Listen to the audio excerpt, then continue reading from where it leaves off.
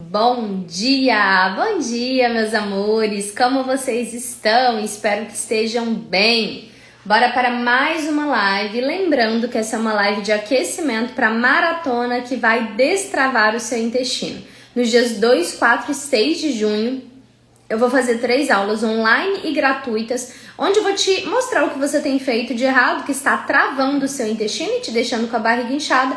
E eu vou te dar os primeiros passos para que você possa ter um intestino que funciona todos os dias e desinchar essa barriga que tá aí igual um baiacu, tá? Então, nessa maratona eu vou te dar esses primeiros passos, eu vou te dar algumas estratégias que você pode utilizar para destravar o seu intestino, tá bom? Então, essa é uma live de aquecimento, onde eu já tô trazendo temas, né, que podem te ajudar aí a identificar o seu problema, começar a tratar o seu problema também, tá bom? Bom, e o tema da live de hoje é exames realmente importantes para o seu intestino. Essa é a nossa live de número 79, hoje é dia 20/5, então 79 lives já realizadas em 2025. Gente, bom, vamos lá. O que acontece? Muitas vezes vocês me perguntam assim: ai, Gabi, qual exame que é bom para o intestino? Qual exame eu deveria fazer para saber por que meu intestino é preso?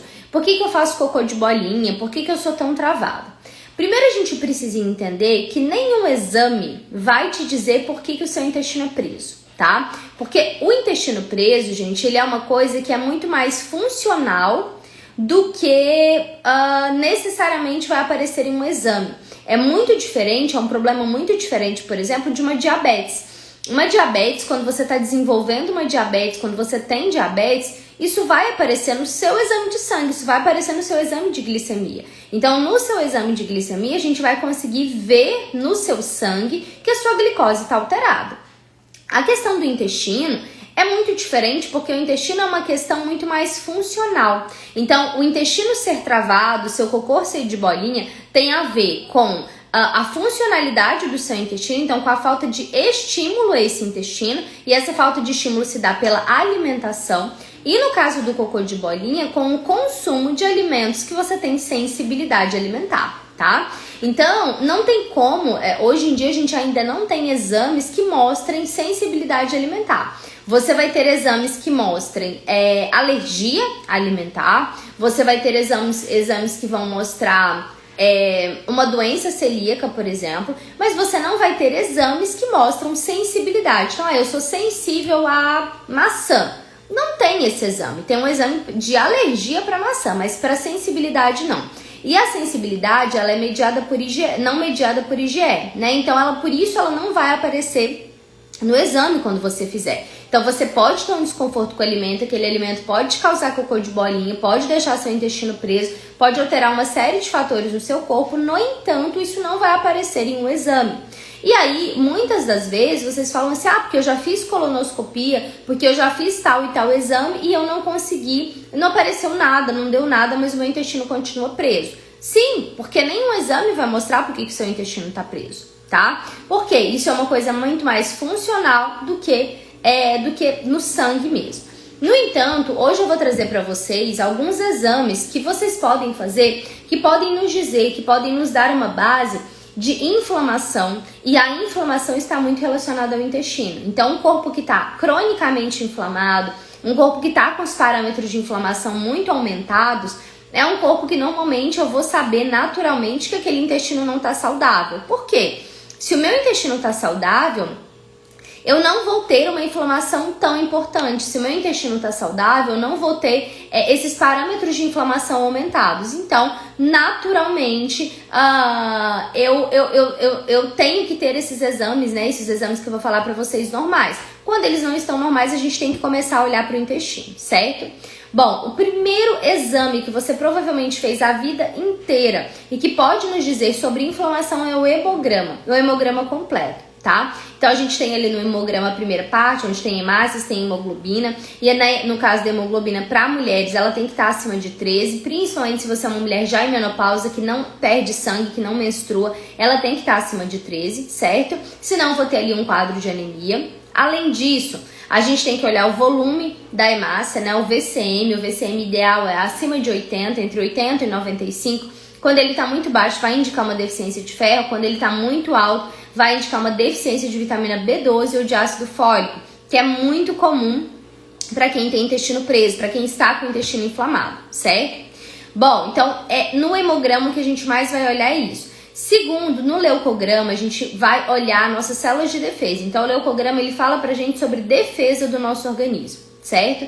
E aí, o que a gente tem que lembrar, por exemplo, que no leucograma a gente tem dois fatores que são neutrófilos e linfócitos, que quando eu divido um pelo outro, esse valor tem que dar abaixo de 1,7, certo? Então, eu vou dividir o número que tá lá, neutrófilos, ou ele pode vir com o nome de segmentados também, e vou dividir por linfócitos. E esse valor, essa relação, tem que dar até 1,7. Então, quando eu tenho uma relação de até 1,7, isso me mostra que o meu organismo não está inflamado, certo? Ele não está com uma inflamação crônica de baixo grau. No entanto, quando esse valor dá acima de 1,7, é um sinal de alerta que está me mostrando ali um processo inflamatório, tá? Então, a gente precisa ter cuidado com isso, a gente precisa ter uma atenção para isso quando esse valor está elevado, porque provavelmente seu corpo está ali em um grau de inflamação mais alto, mais considerável, certo? Bom, passado o hemograma, um outro exame que provavelmente você já fez várias vezes, mas que talvez não tenha olhado com o cuidado necessário, é o ácido úrico, tá? O ácido úrico, ele é um marcador renal, ele está relacionado à saúde dos seus rins, mas também está relacionado à saúde do seu intestino.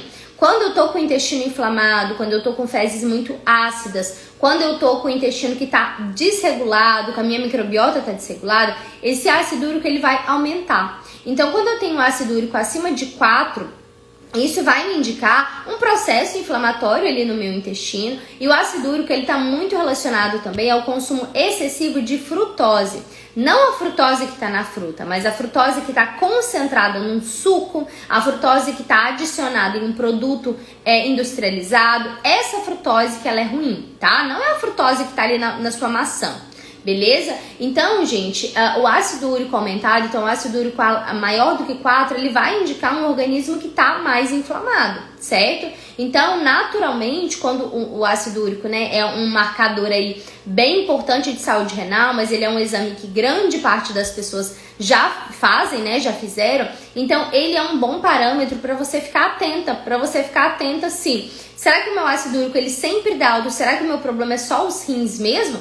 Normalmente o seu problema pode ser o intestino. Então, quando esse ácido úrico está muito alto, o seu intestino pode estar ali com um grau de inflamação importante, tá? Então, é algo também que vocês têm que ter cuidado, que vocês têm que ter bastante atenção. Beleza.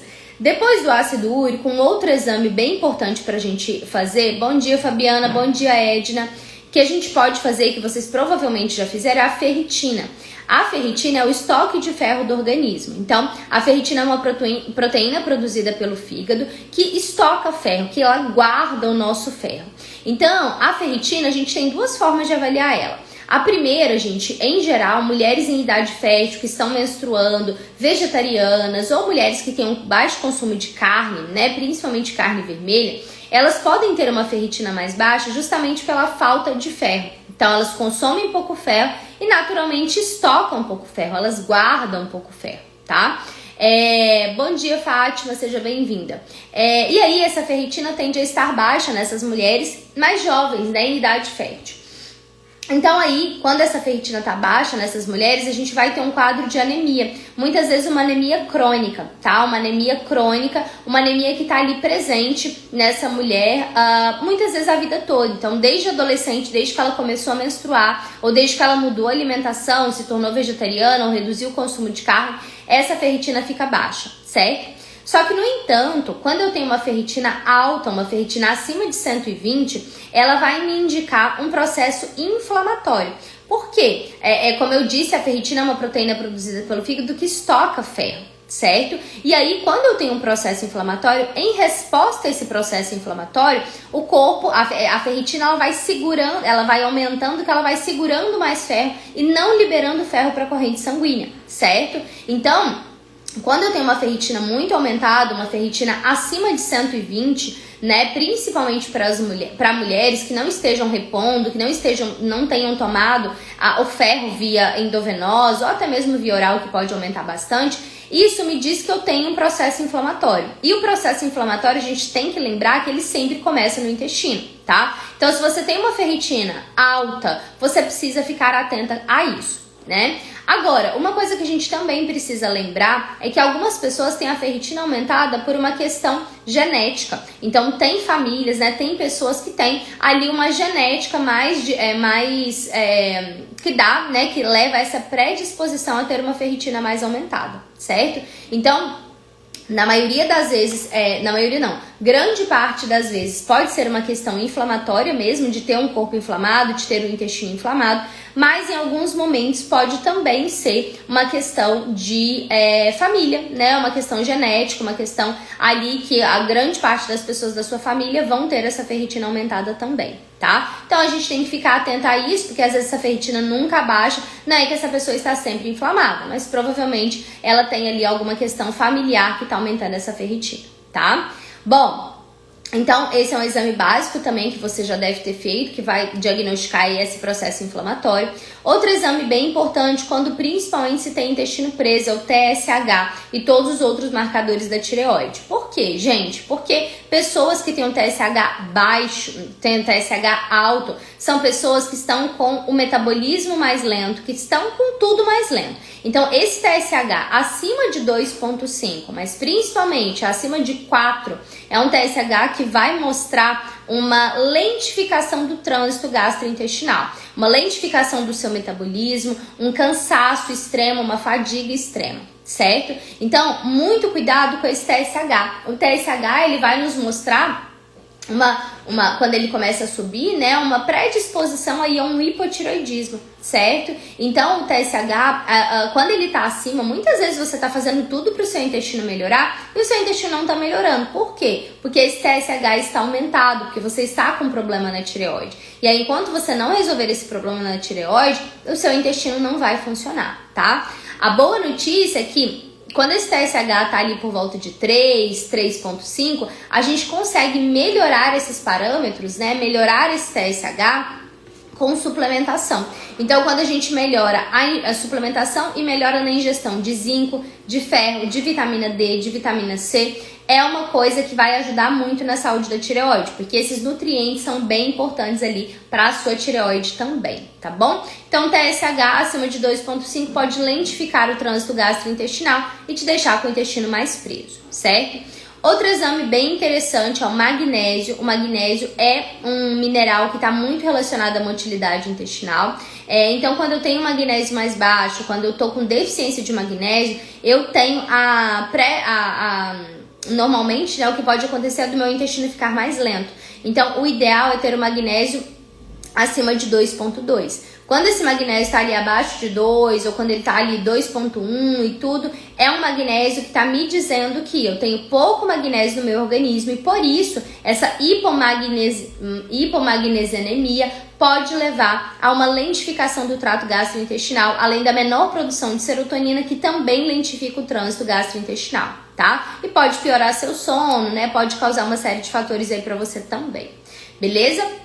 Bom, então magnésio é um exame importante. Outro exame bem importante, cortisol, é o hormônio do estresse. Então o cortisol, ele não vai nos dizer exatamente, diretamente sobre o intestino, mas quando eu tenho um cortisol muito alto, eu tenho uma digestão muito mais lenta, e essa digestão mais lenta pode acabar prejudicando o meu intestino. Então eu como, me sinto empanzinada, me sinto ansiosa com isso, e essa ansiedade, esse aumento de cortisol, esse aumento do estresse em geral, pode fazer com que você tenha um intestino mais preso, com que você fique mais obstipada, tá? Então, também o aumento de cortisol, ele piora o processo digestivo, naturalmente piorando o seu intestino também, deixando ele mais lento, te deixando com a barriga mais inchada, aumentando a produção de gases e atrapalhando aí o seu sistema digestivo como um todo, certo? É muito comum que a gente tenha aumento de cortisol na menopausa, tá? Então, a menopausa é um período, né, gente, que muita coisa altera, inclusive esse aumento de cortisol. No meu método, com as minhas alunas, eu trabalho bastante essa questão de estilo de vida, eu trabalho bastante essa questão de saúde mental, de cuidar da sua saúde mental para reduzir esse cortisol e, consequentemente, ter uma digestão melhor, ter um intestino que funciona melhor também, tá bom? Então, é também algo que vocês precisam ficar atentas, que é o cortisol. E aí vocês podem medir o cortisol no sangue, que vai indicar a produção de cortisol, então quanto de cortisol você produz, e também na saliva. O cortisol na saliva é de fato aquele cortisol que está ativo, aquele cortisol que você de fato está usando, né? Então é legal que você meça os dois até 2 horas após acordar, tá bom? E que você esteja tranquila, calma, que não tenha acontecido nada aí na sua manhã para fazer esse exame, tá bom?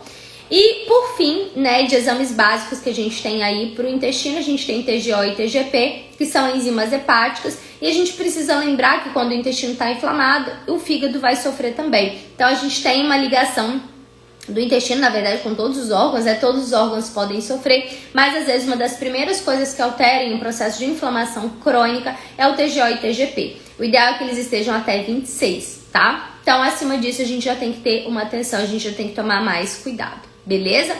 Gente, são exames básicos que eu falei aqui. Fora esses, quais exames também a gente pode conseguir entender se o intestino está inflamado? Calprotectina fecal, ele é um marcador para diagnosticar doença inflamatória intestinal, porém se ele está mais alto, se ele às vezes não está num parâmetro de doença inflamatória intestinal, mas ele está mais alto, né, ele está mais no limite superior, a gente pode inferir que essa pessoa está com inflamação no intestino, seja pelo intestino preso, seja por uma síndrome do intestino irritável, por exemplo, tá? Então, calprotectina fecal é um exame interessante. Zonulina fecal também. A zonulina vai falar pra gente sobre uma sensibilidade ao glúten, né? Não celíaca, às vezes a pessoa não é celíaca, mas ela tem uma sensibilidade ao glúten. E aí, você pode até fazer o exame, mas se você é essa pessoa, você vai ter que reduzir o glúten, você vai ter que desinflamar o seu intestino, fazer um processo de restauração, certo? E a gente também tem o coprológico funcional, que é um exame bem completo, que vai avaliar tudo das suas fezes, fibras musculares, fibras vegetais, vai fazer uma avaliação completa das suas fezes para que você consiga entender muitas vezes algum processo digestivo que está inadequado, algum desconforto que você sente, que você talvez não sabe de onde vem, você já mudou bastante coisa na sua alimentação e não melhorou. Bom, dentro do meu método, esses aqui são alguns exames que eu trouxe, tá? Dentro do meu método eu envio, né, para as minhas alunas uma solicitação completa de exames, mas a maioria delas nem precisa fazer, que elas já melhoram na primeira semana, tá? Então, mas para fazer a longo prazo, para fazer check-ups e tudo, pode ser bem interessante também, tá bom? Meus amores, então é isso, era isso que eu queria falar com vocês na live de hoje. Essa é uma live de aquecimento para maratona que vai destravar o seu intestino. São 3 aulas online gratuitas, onde eu vou te dar os primeiros passos para você ter um intestino que funciona todos os dias, beleza? Para se inscrever é só clicar no link que tá na bio. E vai ser uma aula maravilhosa, né? Vão ser 3 aulas maravilhosas que vão te ajudar realmente a ter o intestino melhor, desinflamar seu intestino também, tá bom? Qualquer dúvida, deixem aqui nos comentários pra mim ou me mandem um direct. Desejo uma terça-feira abençoada, iluminada pra vocês. Que Deus esteja com vocês e que corra tudo bem, que dê tudo certo, tá bom? Um beijo, fiquem com Deus e até amanhã às 7h30 da manhã.